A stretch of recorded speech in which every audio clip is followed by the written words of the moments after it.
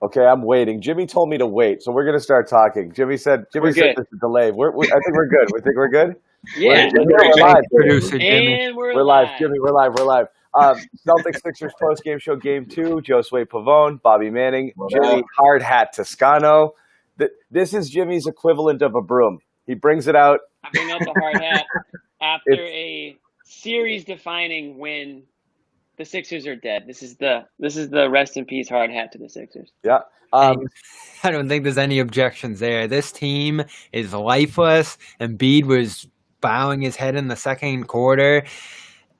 I just don't get it. Like they have a little something. They can put up a fight. They can win a game. They suck like 10 seconds ago when we were offline. Like it's bad though. You know what it is? It's a line, Bobby. It's a little bit of everything. They stink, but it's also a fortitude thing. When things get going in the wrong direction for them, that second quarter, they just completely capsize, and it's game over. They didn't have another run in them after the bench took a swipe at them. Like, this team is just, from top to bottom, their stars don't have the right mindset. Their coach doesn't know what's going on. Their GM is still a beginner who just completely botched last offseason. If I was a fan of that team, I'd be done at this point. I threw in the towel like a week ago. We said we were going to do it. We have ended the process. Okay, it never began. It really never did. The Celtics ended the process. I call this the process of elimination. That's what I call this. The process of elimination. That's my job. The Celtics came to work. Up with stuff like that. I know. Well, don't forget, I used to be editor on the digital side. You're right. So I got a little bit of that too. You're right. You can't take my cut lines and headlines. But yeah, that's right. You've got. Yeah, no. I mean, I'm with Bobby though. Yeah, I saw the same thing. I saw the body language from the Sixers just like completely just give up. It seemed like they just kept looking at the scoreboard and thinking to themselves, "Oh, we're still down. You know what? That's probably it." You know, you see the offensive firepower from the Celtics, and they just look completely defeated. Yeah, there's no doubt about it. And like, it's amazing the way this game started because again, Philly got out hot. Did everything, first of all, it's the same thing that happened in game 1. Unsustainable shooting. Contested shots late in the shot clock. Mid-rangers. The mid-ranges that you don't expect them to drop all the time, particularly Embiid. He couldn't freaking miss. And then the Celtics make it only a 6-point game at the end of the first quarter. And if you're Philly at that point, you have to know you're dead. Like, that was a bad omen and then when Tatum hits that was the dagger, that put them down 6. But Philly could not have played a cleaner, better quarter. The Celtics weren't hitting. Not only that, they put 2 fouls on Tatum as well. 2 fouls on Tatum in his first rotation at the 5-minute mark. He's out, so he doesn't even have a chance to heat up until he comes back in. And you go up 14 and you squander it immediately. Yeah, go ahead, Jimmy. No, I was just saying it was similar to the Celtics, how the Celtics got out to that lead, but they couldn't take it to that next level. That was the Sixers, except it was the Celtics who made that comeback and totally flipped the script, in that second quarter into the third quarter there. But Jaylen Brown came up big in the first when Tatum, left with foul trouble. He did his thing, and it just feels like the Jays are. We said it last game, but they're just totally coming into their own. They're carrying the team. When one guy is out or not performing, the other guy is. I thought Kemba was really strong tonight all the way through, and you didn't feel like they were missing Gordon Hayward tonight. I mean, I'm sure they are, but you didn't get that impression. Even when they went down early, like you said, Embiid was hitting shots that were just unsustainable. And then, like you said, when Tatum hit that buzzer beater, it was like a deflating moment for the Sixers to only be up 6. Can I bring up another thing?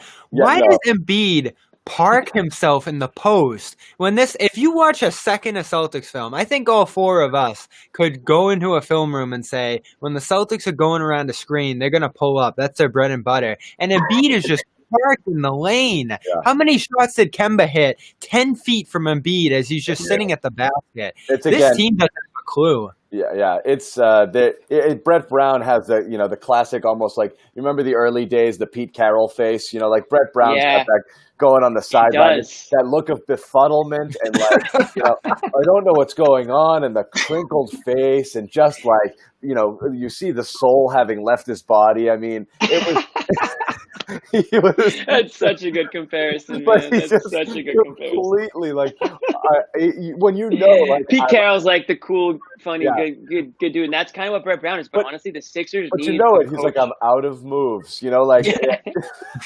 He's been dealt a Brett bad Brown's a card. great guy. But I don't he's even been know. dealt a bad card to some degree, but a move like that, come on, you have the defensive player of the year in some people's mind in Embiid, at least certain years, and you're playing a drop defense with him like he's Enes Kanter. Like, what are you doing? Well, who's on the color for the TNT broadcast? Were you guys watching? Yeah, it was Van Gundy. Oh, yes, Van Gundy. My God, how many times did he talk about Ben Simmons as a defensive player, and if he was there, it would change the complexion, and he'd be on Tatum? No doubt it would make a difference, but Tybal was put in there just to check Tatum, theoretically, and he's a pretty good defensive player. We know Simmons is elite, but, like, my goodness gracious, like, you know, is it that? I mean, I don't think anybody was checking Tatum on this night. Like, I'm sorry. Again, it's amazing. We talk about like the levels that people are hitting. He just hit. He's hit like 3 different levels this season. You know, like, and we were worried about him because we're idiots for like 10 seconds at the beginning of the restart, and like he didn't look right and this and that.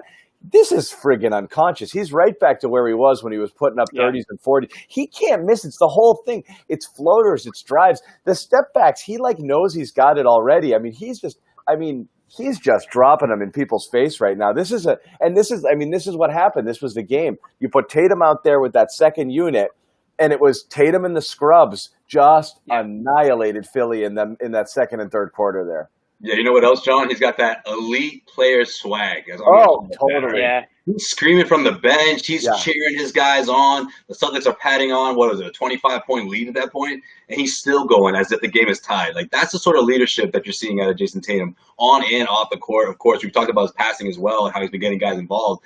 But, again, like, when he's in his zone like that, and now he's looking even more comfortable than ever, you're seeing the sights of how a superstar or how a top 5 player handles himself throughout the postseason. That's what we saw in Game 2. So let me ask you guys this, because I was having this text exchange with somebody during the game. Now, if you go through and you had every publication out there that covers the NBA spit out their top player lists, every single one of them is going to have Embiid in the top 10, okay, and Tatum somewhere else in the 20s or wherever. Are you telling me right now? You think so? Well, they do. I think top 15 right now. Now he is. But if you ask every single GM in the league, who do you want right now, Tatum or Embiid? Is there a single person that takes Embiid? No. Probably. You know what? No, Brian. You know what? A couple of guys in love with a 7-footer. And if this isn't homerism, it's an athletic wing who can make shots from everywhere and that also plays defense. It's just a bigger commodity than a big doofus who gets winded and gets out. It's so hard because we say with Tatum, he's got the best cast around him. He's got the best coaching. And Embiid is the complete opposite, playing with another star who couldn't fit him worse. Wanamaker, Langford, okay, tonight. Cantor. That's the supporting cast that we're going to put out there for him. He dominated Philly with 4 of the scrubbiest guys we could possibly throw out. It's close between those two. Don't pretend it isn't just because of the situation. Let's put it this way, which is I think this is a great point, John, which I think is a big difference between these two players. What if you were to take out Joel Embiid and put Anthony Davis? Do you see the same results, Bobby? They're not a playoff team. He's more assertive, right? I mean, that's the kind of player I think the Sixers need. Sure, Embiid has the outside touch. Sure, he's aggressive in the paint. So is Anthony Davis. He can do a little bit of both. But Anthony Davis just has more of a chip on his shoulder. Yeah. He has more of a. Anthony Davis is a better player. He's a better player overall. I mean, there's not much though, right? The talent. We're going off the rails here. We're going off the rails. I like this conversation. I mean, to me, let's figure this out. I see Davis being in that top 5 range. I'd put Embiid and Tatum probably somewhere between 9 and 14 right now, and it's close between the two. And if I'm just highlighting those two individually as players, let's not pretend we're talking about 2 games in Embiid's career. He has consistently been a Defensive Player of the Year candidate, one of the more dominant post-up players. He's top 10, right? And let's not forget, with the right team last year, they were finals bound, if not for a couple of Kawhi Leonard bounces. They're terrible, Bobby. They're What have you done for me lately? No, I'm just kidding. They're not a good team. They're not a good team. Embiid's not a leader, at least not yet in his career. And I think Brett Brown's probably a great guy, but he's not the coach for this team. They need a coach that is way more, going to discipline these players. It's generally a young team. There's not a bunch of, Al Horford's a veteran, but it's not a veteran set, heavy team. They need a coach that's going to come in and whip them. Yeah. That's one thing you can't argue. He's adversity strikes and he's get them in shape. Get their heads in the game, get them to wanna work hard, practice hard, focus on basketball. Right now, it's like they're just relying on their talent, but the work ethic doesn't seem to be there, and it doesn't seem that they like to play together. Like they're not like the Celtics like to play together. They feed off each other. They it looks like they like each other off the court. I don't get that vibe with the Sixers team, and that's why I think like something needs to happen. But Embiid, just based on his talent, this guy's an absolute stud. He just needs the right people to like focus him on his career only. And ultimately, they have to pick between one of the two. It's now or never. You got to maximize on one of their values. You probably get more for Simmons, but I'm moving Embiid just because Simmons is the better player to me at this point. More overall impact on both ends of the floor. I don't think so. I'm keeping the 7-footer who can score from all over. It's a perimeter league. It's a perimeter league. I actually agree. I'd rather have Simmons' ability to distribute the ball to a bunch of shooters and his ability to play defense, play a 4 in some lineups and off the ball. I think there's more you can do with him. I think Embiid is great for what he is, but it's just the league isn't going in this direction. And to the point you made earlier, John, he did hold Tatum to 30. Big guys. Who needs big guys? Dude, he's a big guy who can shoot 3-pointers. I mean, that's exactly. I want Embiid to shoot as many threes as he wants if I'm defending him. That's what you want Embiid to do. Right, but he can. But I mean, you've seen Embiid play in person. When this guy is on, he's as dominant as it can be, as dominant a player as you can have in the league. It's just that he can't keep. He doesn't put it all together for a full game. Okay, look, again, I don't disagree with a lot of this, but look where we are, okay? Like, we're talking about, like, the Sixers have been, like, kneecapped by missing one player. At the end of the day, you have the Celtics without Hayward, the Sixers without Simmons. These two teams look like they didn't belong on the court with one another. So we can't put it all on just... Isn't that something? Like, it really did look like a train running through at certain points when Tatum was just discarding Richardson, throwing away Thibault. Like, it was domination. It looked like a 1-8 matchup, like it looked... And again, obviously it can swing. But, I mean, I thought game one probably, if the Celtics had done a few things differently, could have easily been a double-digit game too. They just didn't finish there. They had a million chances to put them away, and they just kind of let them linger. This was ridiculous. Let me put it this way. The 76ers come into this series saying, wow, Enes Kanter's a bad matchup for us. And when you come into a series saying that, it is over. You're going to give Kanter... You're going to give Kanter a plus 24 stretch in the second quarter? I mean, you guys love him. I have respect for him and everything he does out there, but I know his limitations. And he's been phenomenal. Yeah. They couldn't control him on the boards. And, I was out game one. That offensive rebound over Embiid and the kick out to Brown late in that game, that can't happen if you're Philly and you have all that size. And that bench, and these are the guys who were in there with Tatum. It was Kanter, a plus 24 in 22 minutes, 4 of 7 field goals, 9 rebounds. Okay, 4 offensive. You had Wanamaker in there. Wanamaker was unreal.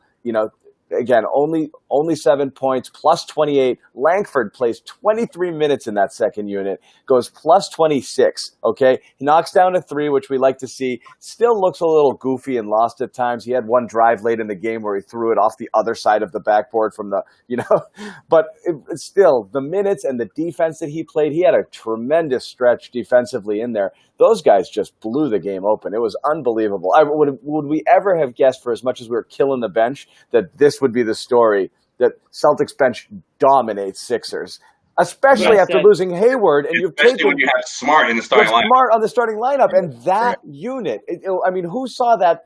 Those guys especially. Yeah. Never in a million years. Josue, what did you? Let's hear from you on that, because that was unbelievable. 15, 16 points from the second unit tops, because we saw that Marcus Smart was going to start, and I like the approach in putting Tatum with those guys. But it wasn't just about Tatum, though. Obviously, he does draw a lot on the offensive end from Philly, but it was the other guys, like you just mentioned. It was Brad Wanamaker, making his presence fell on both ends. You know, it was the overall defense of that team. It was that lineup. It was a Tatum, Wanamaker, Grant Williams, Cantor, and Langford. I mean, they really held things down in that first half, and of course, Celtics pulled ahead. Yeah. Honestly, I mean, I tweeted it, like, I've been saying, like, the thing that's going to come back to bite the Celtics is their bench, their lack of depth. Like, they don't have enough guys to go 10 deep and feel comfortable. But clearly, like, tonight, a night like tonight, like, I feel like I was completely wrong. I mean, let's not get twisted. I mean, Tatum was the reason it all worked, but you just need a bench to be capable. And that bench, the bench that was out there tonight, those players were completely capable of letting Tatum, carry the load on offense, but being serviceable around him, doing what they needed to do to maintain the lead, extend the lead. That's all you need from them. The Celtics still have enough scorers, Kemba, Jalen, Jason, to take on that offensive load. They just need guys to kind of sub in, sub out, stop, just do what you got to do to just keep that lead. And that's what they did. That's all they need to do. And like Grant Williams, but they were buzzing. My helmet to him tonight. They were buzzing. Philly defensively, that unit was terrific. And again, Cantor really held his own, but all of those guys. Stud. Cantor, every time Cantor does something well, I'm just like, Bobby. Hey, and it's matchups. It's matchups. And Brad was so right about it. How many guys have we gotten down on, like a Grant, as they went into some of those bigger matchups in the regular season? And we thought about it a little bit going into this. If Al was playing with Embiid, that would be a chance for Grant. And Grant comes in, chases Horford during those Horford center minutes, does well, especially in game one. And then tonight, hitting 2 threes. That's something that's what we didn't expect. Couple dumb, undisciplined fouls, on the three-pointer there, and another one just away from the basket. All in all, a positive, though. But all in all, a positive, right?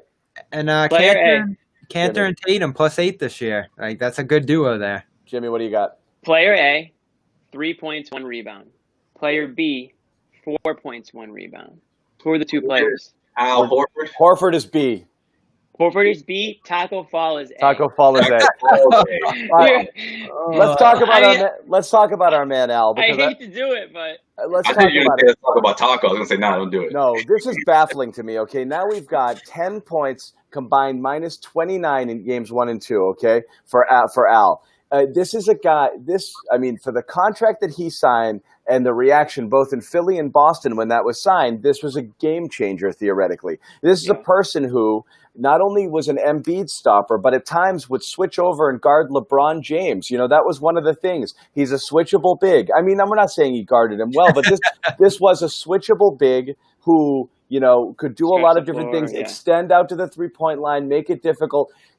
And he can't crack a starting lineup on a team that's without one of its best players right now. And when he's in, everything goes south. It doesn't matter at this point which unit he's playing with or which people are on the floor. It's not working at all. I mean, he's a shell of what we saw. And again, Bobby, I don't know how much you think is situational with him versus just simply there's a cliff. Sometimes people go off it. It's possible Al was right at that cliff last year. We didn't know it, and then boom, fell off. But I would have never guessed he'd be this inconsequential, which is probably the worst thing you could say about somebody. They just don't matter. You don't matter.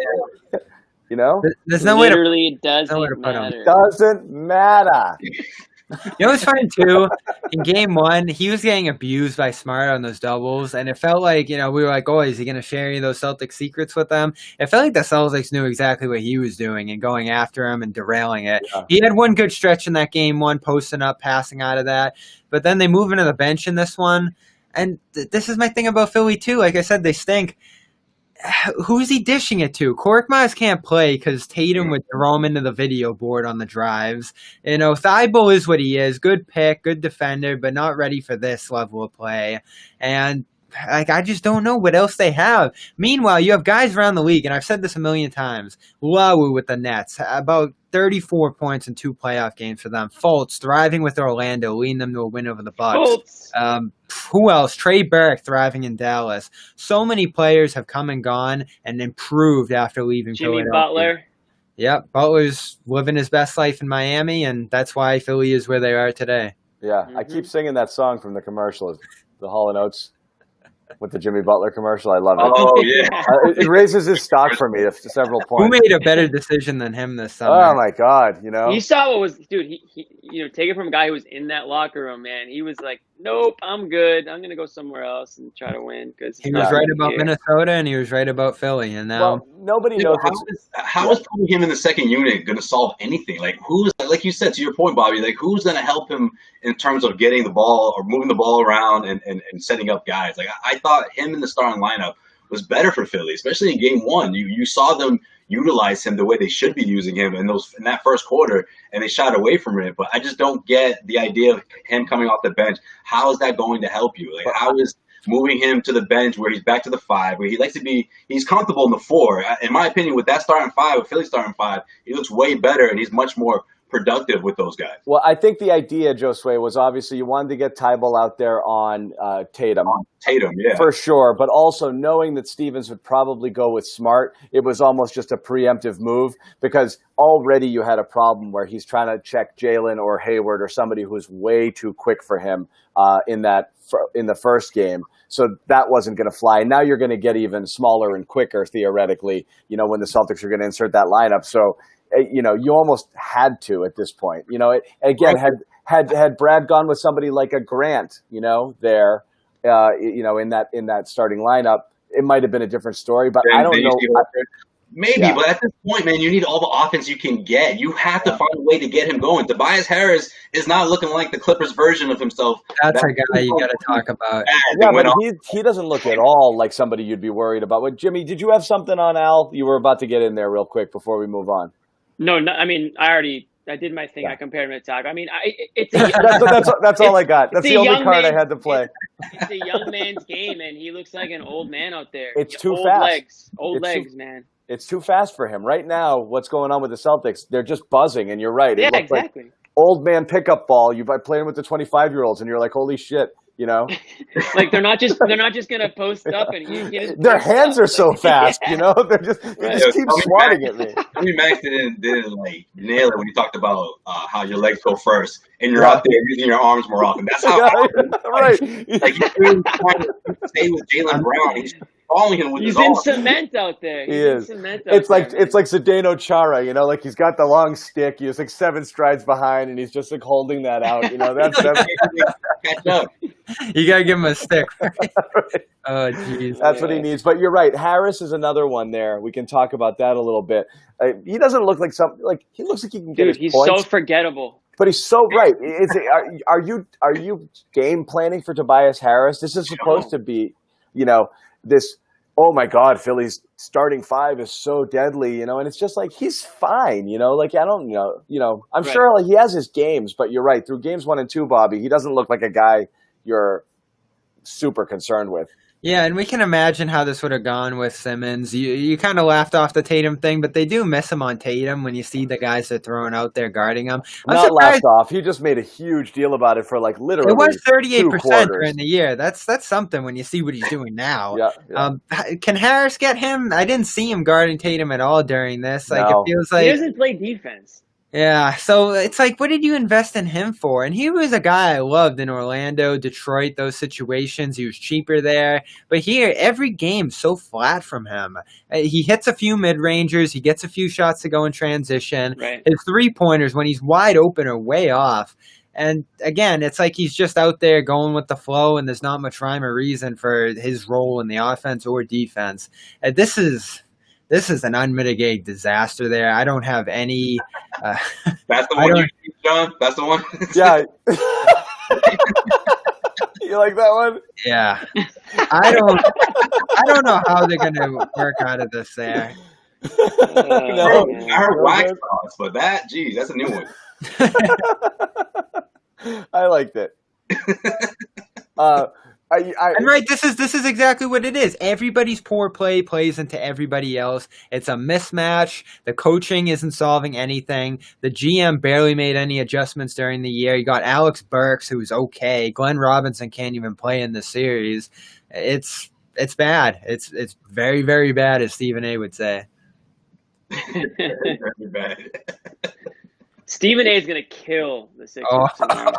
I wish I was on the couch right now watching Charles Barkley and go in on them because Lord knows they've gone in on Embiid before and he has not stepped up much. I'm gonna put my Felger hat on. Okay, ready? Okay. I'm gonna put on I'm putting on my Boston Talk Radio hat on. Let's hear it. Why was it? What worked without Hayward tonight? The other team? Yeah, the other That's team. Lack of effort and domination from Jason Tatum. I mean, listen, so here's my thing on Hayward. I haven't gotten to talk about his loss yet, and it's massive. I'm not going to be dancing on his absence here just because of a blowout win. You're not going to get this effort from the bench every single night, which is what spurred a victory this massive. Replace a ton of his scoring, facilitation, all that. Mm-hmm. Once they get into the Toronto series coming up, they're going to feel that in a big way. The wing matchups, defense, offense, the hand that we saw them have over Toronto in that last game, a lot of that was Hayward. And this is the leg up. If you're looking around the league right now, seeing the Bucks lose and the Lakers lose and this wide open gap at the top, what the Celtics had on the other elite teams in the league was that Hayward at the fourth spot. That's my thought, Jimmy, as well. And I want to hear what you guys think. I think the problem here is that you have enough juice to get past the Sixers here. And even without, you're right, a bench performance like this, they're going to go out and they're going to be brutal next game and we're going to be crapping all over them, So you're right. I mean, because we've seen it, this is, you go out, you golf, you shoot a 74, but every other day you shoot a 95. You're a 95 golfer. We know what this bench is, they're not, this isn't a 2-handicap bench. They are limited. So you're not going to get this, but you'll get past the Sixers, but your ceiling is capped possibly because of Hayward. And that's the bummer. That's what's so deflating about it is how bad you need him in a Toronto series. When you get into that next level, you're not going to get past those teams because that is, as Bobby said, your edge. But Jimmy? No, I mean, I agree completely. I mean, I think that what Hayward gives you, and don't forget, when Hayward's out, that means Marcus Smart's your starter, so your bench is that much more weaker now. Marcus Smart offensively struggled again tonight. I mean, 1% from 3, probably the worst. Probably the worst stat of the night. That if you want to be a downer, you can talk about Marcus Smart's outside shooting trouble. I think Greeny said he was 33% from 3 coming into here in the bubble. But that's a fair thing. That's a fair thing, Jimmy, though, because but Jimmy, if you look at it, it balances out because you're right. You expect more from Smart. He has been a little offensively deficient in the bubble and hasn't found it. But you're right. He's played better as a starter. His scoring average is up when he's a starter. He needs to get back to that 14, 15 point per game level because you got to find those points somewhere. But you're right. You need more out of him. Yeah, so you get more out of him theoretically at some point. The later you go, his offense has historically come after his defense, right? I mean, he gets himself going. I'm not worried about Marcus Smart. I think that there's gonna be a game where he's winning plays Marcus, right? Or he's maybe not the most important guy out there on the court because I'm still gonna assume Tatum or Brown or Kemba, but Smart's gonna be 1A out there. So it hasn't happened yet, but it will. But it just goes when you don't have Hayward and now he's the starter, your bench is that much weaker. And Toronto's the defending champs. They're not the Sixers. They're nothing close. They know what it takes to win. They're a problem. They've won 35 out of 40 games. 25 out of 30. I heard that stat. 35 out of 40. 35 out of 40 games, and yes, the Celtics beat them in a really impressive game. There, but that's not. People forget how hot they were before the stoppage. Oh my goodness! Like I said, they were the hot pick coming in. Like this team. Too. Some people were putting them ahead of Milwaukee. Right. They had a stinker today and worked through it well. Van Fleet's been on fire. Siakam's the interesting one. Flat offense in this bubble. Great defense. And I see the comment there. What is that? That comment? I mean, the Celtics' length, has that been a problem for... Well, you've got like the wings and, it's something there, but certainly not Tatum, the height. Yeah. The Tatum thing's interesting because this guy is playing through the roof. I saw Goodman tweet. He's a top 10 player right now. I need a little bit more to get there, but he's right there. He's right there. He is. He is. This is how he was playing. This is how he was playing before the stoppage. This is the same Tatum. He's head and shoulders above Siakam right now. And when you compare your two best players and there's a gap that big between them right now, that's going to be interesting to see how that plays out. Yeah. Is Yeah, Jimmy, for sure. Jaylen Brown, right? Like, where does he fit in here? You know, again, right when the news came out that Hayward was down, and we were talking about how he's going to probably miss the next round or two, I'm thinking those points and that sort of production, you have to put the majority of that on some of these starters because they're just more reliable at this point. Let's face it, when Jaylen Brown is clocking in over 40 minutes and when there's a tie game between the Celtics and Raptors, you're not going to hope that Marcus Smart is going to get going or that Brad Wanamaker going to come off the bench and all of a sudden become a 9 to 12-point scorer. Like, this is when the other guys are going to have to step up. Kemba Walker is obviously one of those guys as well. As banged up as he is, though, I think this is a great series for him to, of course, get his momentum going, which we're seeing throughout the first 2 games. But he's not killing himself, right? He's not clocking in 40 minutes in those fourth quarters, He's resting. He's continued to show progress. Obviously, he looks happier than we've ever seen him, so that's a good sign. Like, I just think a lot of that production that we're going to miss from Hayward, you have to realistically look at guys like Jaylen Brown and Kemba and say, okay, how much of the load are you guys going to pick up? And then let's see where the pieces fall after those 2 guys. yeah. Yeah, they're going to have to play a lot more against Toronto than they did tonight. I mean, they got lucky tonight. I mean, when you look at the minutes, I mean, the high for minutes was 31 from Tatum. I mean, that's unbelievable in a playoff game, if you can get low 30s for your stars. So, I mean, you got 23 minutes from Langford, Wanamaker, and Cantor, essentially, and Grant Williams all played in the low 20s. So, I mean, that's serious minutes for your bench where most likely not going to see that, against the Raptors. You're right, but it's formula to beat the Raptors, what we saw tonight. Let's be realistic, guys, And Jaylen Brown, 20 points? It took him 13 shots to get there. I mean, when you have an option like that who's shooting 50% or close to it, or from behind the arc, I mean, that's what makes him great. Productive. Yeah, he's awesome. And the thing we have to keep thinking about is, right, you lose the points with Hayward, you lose second unit offense, you lose a guy who can control the ball and you can run the offense through him at times. It's a huge loss. But, with the second unit there, what you got was phenomenal defense, and that was really the key to the whole thing there. It's if you play that unit with Tatum, you feel like you could get by. I'm kind of curious to see if it works more than once or if this was really a flash in the pan sort of thing, because it is interesting. It was Romeo Langford had a game high defensive rating tonight for players in double digit minutes. I mean, it's reasonable. The defense shouldn't change.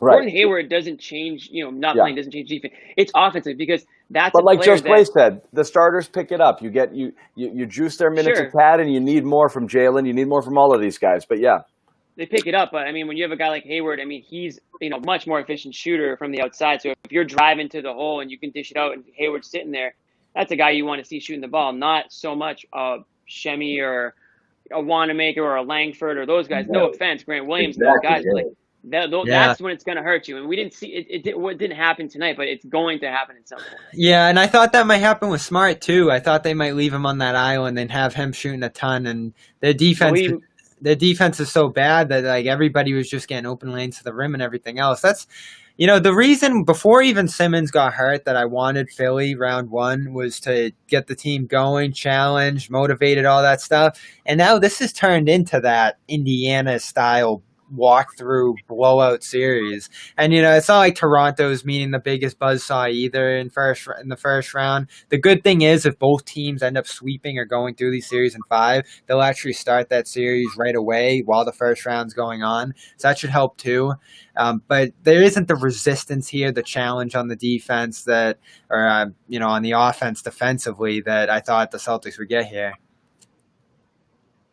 They're also out coaching the hell out of the Sixers too. Yep, I mean, Brad Stevens versus Brett Brown is just like an onslaught. Embiid was talking about it in the press game, saying something's got to change. They want me staying under the basket and protecting the rim, but basically the Celtics are getting what they want way too easily. So already a little bit of a criticism there. He's not even under the basket. He's like in the middle of the freaking. He's standing there. You have the defensive player, not this year, but a defensive player of the year level player just standing there on so many possessions defensively. Remember when we thought this team could be like an all-timer? I heard Kevin O'Connor and others saying this before the season. They stink on defense. They're bad.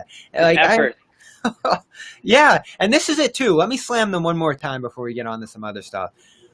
The Celtics had 2 turnovers? What does that say about a defense? I think they had a third, but yeah, you're right. That's unreal. Like that doesn't happen. It's 6 in the end, but after 3 quarters, they had Right. 2. It was 2, then Romeo.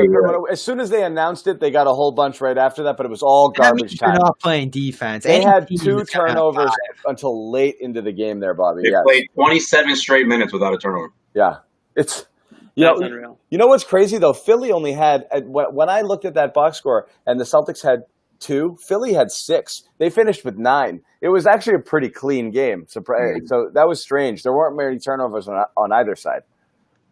Yeah, there's some blocks and stuff, but it's so funny. I think Philly offensively challenged. That's going to be their problem here. The lack of 3-point shooting, all that. But they can't defend any of the Celtics' weapons. They have no answer. It's all defense. In fact, I thought they had a decent offensive game in Game 1. Today, a little rougher because it all went off the rails after the second quarter. But again, decent game from Embiid. He has 34. They can get some shooting from Richardson. I thought he was good. Shake Milton, some shooting. Offense is not their problem, especially when Thibault and Burks are going. This team needs to clean up on defense, and maybe Embiid getting out of the post will help that. This is once again why I never liked the idea of bigs being defensive players of the year. I get it. It's good to protect the rim, but most of the action's happening away from there. So, I don't give a – you're playing Rudy Gobert off the floor some games. I don't want to hear that he's a defensive player of the year, okay? I get it. It's important. It's one stat. It's like sacks, okay, it's great, but there's so much else that goes on too. Speaking of give me the cornerback, give me the guy who runs around and chases people all freaking game, or the wing that can defend 4 positions. That's who the best defensive players are, and Philly doesn't have those guys right now to be able to chase Boston's wings. Before we wrap, anything happen here in Game 3 that makes you think that this series could possibly shift back in Philly's favor? I mean, I don't know if it's just roll it back out there and see what happens, if they have to make massive adjustments. I don't even know what adjustments they could make. Jimmy, what do you think? Well, Philly's got the home crowd coming in now. So I knew you were going to say that. The virtual fans will be loud and proud if they decide to show up. I don't know. The Philly fans have probably given up on this team too, as they should. There's nothing really that if I'm the Celtics or Celtics fan, I'm like, oh, watch out for this or this. But I mean, we talked about it, the bench played about as good as the bench could play for the Celtics, a man down essentially with Marcus Smart using the starting rotation. So if the Sixers don't make any changes, then Brett Brown's just begging to be fired. So, I mean, I expect something to change on the defensive end. I expect Embiid to be a little bit more active defensively, but you can just deflate that Sixers team so easily that if the Celtics get out to a little bit of a lead in the first half, I just don't see them fighting back. I just don't see that in their DNA. So I'm not really concerned about much. There's plenty of offensive adjustments they can make. I like Mike Scott. I feel like he's played a light amount in this series, especially 6 minutes here. Nato had a good stretch in that first quarter rather, on offense. I think of a Korkmaz. I want to see a little more of him because he can hit those threes, but again, he'll get destroyed defensively. I think so much of what Brown was trying to do today was to seal up the defense, especially with Horford, and none of it worked. I don't think any of those bench options help you much defensively. They are so screwed. And, I said Celtics in 4 before this. I think it's going to go that way. I think you're going to change it. I was going to be like, Bobby, they can't do it in 3. But, yeah, I think – if you look at both sides, they might. On the defensive end for Philly, the only difference I see them doing is some sort of clamp on Jason Tatum, the best that they can think of, the best that Brett Brown can think of. And if the Celtics have a lead by halftime, this thing is done. It's almost equivalent to a team that's up against the ropes down 3-0. The only difference is you get to go home and see your friends and family that you haven't seen in months. If the Celtics have a lead by halftime, this thing is over. They'll be ready to pack their bags and they'll be out by Sunday. That is an interesting take too, because you're like, get me out of this freaking miserable place and just home into 3-0 in the bubble. You don't want to. Honestly, though, is it that miserable? I keep thinking how sweet it would be to be in a safe bubble right now, in Florida. But whatever. You're in there and you get things whenever you want them. I think the bubble is pretty annoying at this point.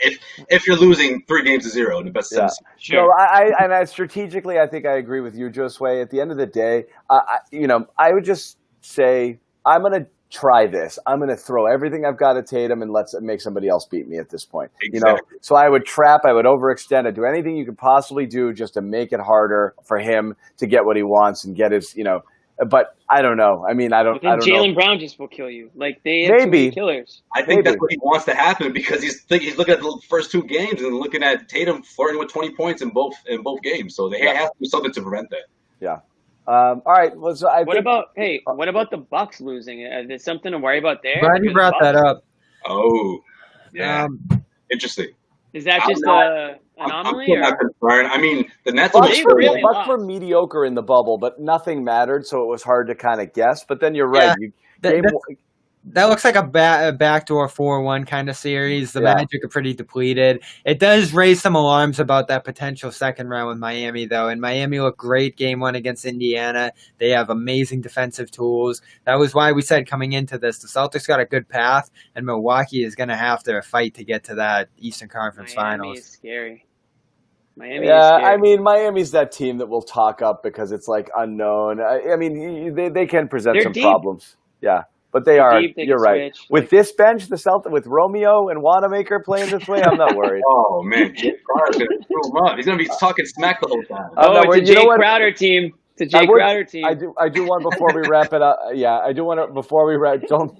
I can't Jay Crowder. Don't trade him. Don't trade him. I can't Jay Crowder right now. Full strength. So. I want to pour one out for Rob Williams and everybody who was really excited about him. We should hit on that for a minute because that poor guy. We had such high hopes for him, and he's supplanted Cantor in the rotation. Yeah, just poor. Wait, hold on. He'll be back. I think the best way to handle this is you need to get a Robert Williams jersey. Got to take down the owl, put that one in the back, man. That's the move.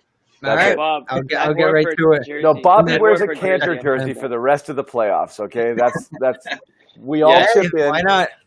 One of those Irving ones with the 11. Right, with the duct tape. Either that or wrapped in a Turkish flag for the rest of the series. But I feel bad for Rob because it looked like he was getting it, and I don't know what this does. We lost Josue.